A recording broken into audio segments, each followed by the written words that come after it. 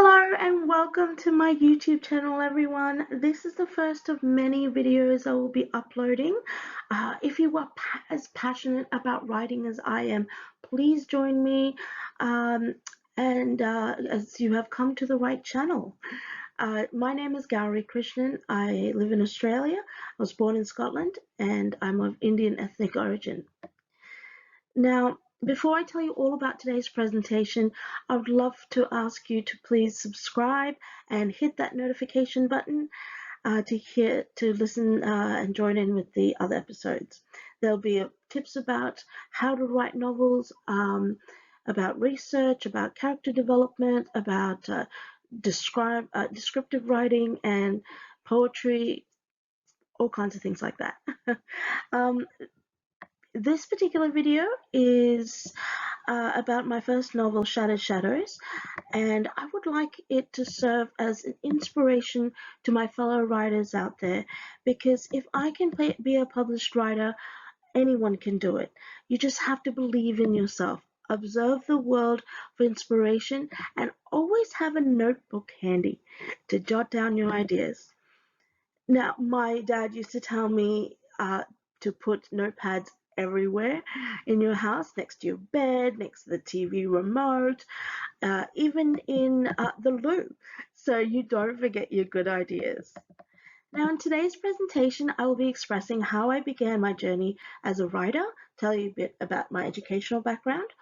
I'll tell you my motivations for writing the novel and inspiration, and I'll talk to you a little bit about reading. In part two of this particular presentation, I will be delving into the research that went into writing my novel. I'll be talking to you about feminist prose that not only captures the audience with a nifty premise, but raises awareness concerning real life issues. Now, the novel delves into themes regarding love, loss, and hope against all odds. So I'll be talking about those themes in part two as well. Now, my love for literature began at a young age when I discovered my hidden talents for writing, winning prizes at primary school and being really good at English class. As I grew older, I began to use poetry and prose cathartically, which quickly developed into a deep passion for the written word. I've written hundreds of poems with themes of depression, racism, hardship, love, and hope, and I intend to collate them into an anthology of poetry and publish them one day as well. For a long time, my greatest dream was to become a novelist. As my passion for writing and becoming a novelist had become relentless, I decided to undertake my postgraduate studies that focused directly on writing, as I was keen on developing my writing skills on a higher level. So I embarked on receiving a Master of Arts and Media in Feminism and Fiction Writing, and received a Class 2A honours at Griffith University in Gold Coast in 2009. Now, I chose the combination of feminism and fiction writing as I've always had an interest in feminist prose, as well as issues pertaining to feminism. It was in this degree where I felt like I was in my element. I excelled in all my classes, I also received the Griffith Award for Academic Excellence for this degree, which is the thesis is presently published in the library in Griffith University. Now, I'm currently enrolled in a doctorate program in the Health and Science faculty at Central Queensland University to further my education and further my fight towards aiding in sexual violence. Now, I once read a quote that if you don't see the book you want on the shelf, write it.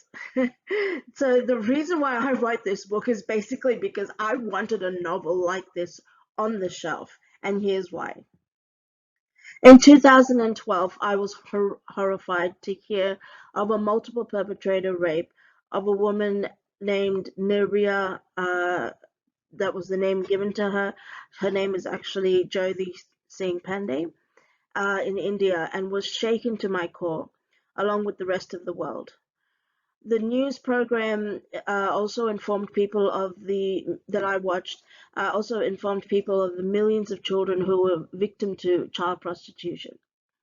It was on that night something overcame me like a bolt of lightning, and I was madly motivated to put a book on the shelf that informed people about such atrocities, and began writing it. I wrote 50 handwritten pages in one sitting.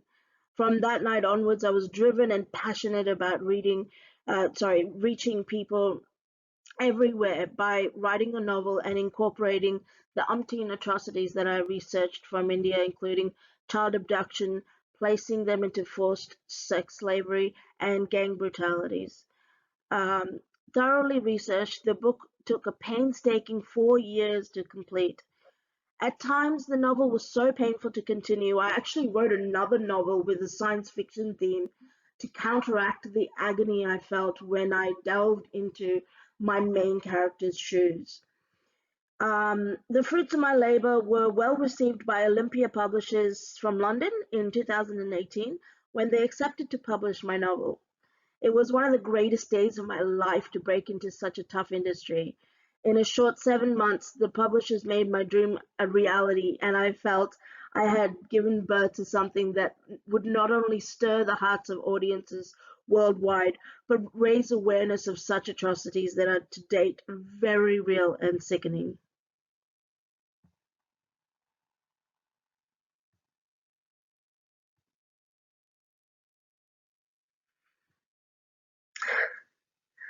Now, reading to me is a chance to delve into another world, a chance to escape from my own reality, and a chance to learn new things.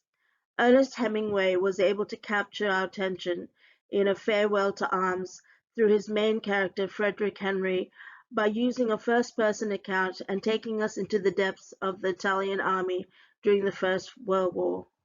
As most people know, J.R.R. Tolkien took us on a perilous journey through Middle-earth with elves, dwarfs, hobbits, and wizards in his trilogy, The Lord of the Rings, as well as The Hobbit. I found a way to incorporate this through my main character, Mina, in my narrative.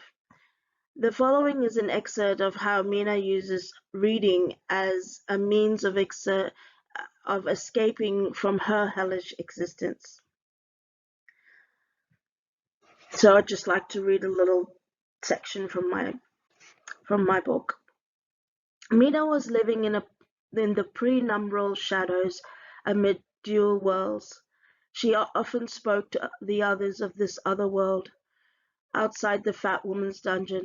But as depressed as they had become, some of the girls had also become vacuous, unable to keep up with Mina's bold theories and outrageous conversation.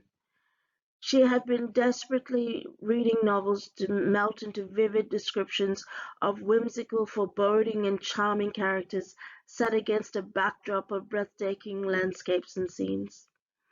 She had found herself a new outlet, a sub-world that excluded her miserable real life.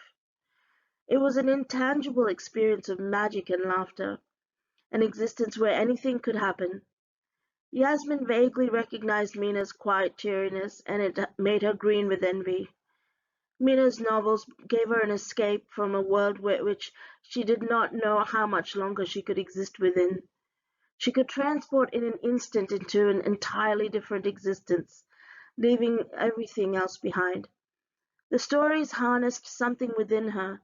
Her novels and study books contained her hopes, dreams, and her burning desire to break away from her prison. There, within those narratives, she could hope to abscond from the fat woman's clutches. There, she dreamt of a different life, one where she was able to love Surya. She spent the long, muggy days bunkered down to Swat, reading as much as she could. Please visit part two. This is the end of part one of about my novel. Please visit part two of this video to hear more about my novel, Shattered Shadows, and my process of researching for the novel. I'll be talking about the themes in the novel and more about feminist prose. See you next time. Thank you.